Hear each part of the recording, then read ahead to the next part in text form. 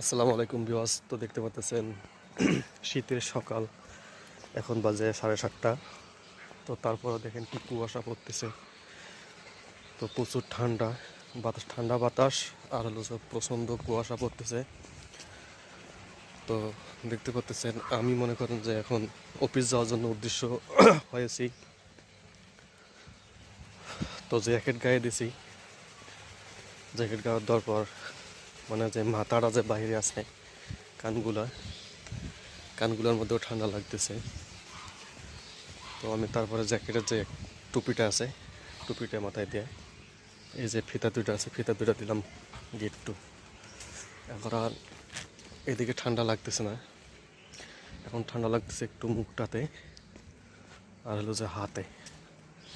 এখন আমি হাত দিয়ে মোবাইল ধরে রাখছি, তো এখন একটু হাতে ঠান্ডা লাগতেছে। আমি যখন মোবাইল পকেটে রাখবো, আমি পকেটে হাত দিয়ে রাখবো, তখন আর ঠান্ডা লাগবে না হাতে, খালি একটু মুখে লাগবে।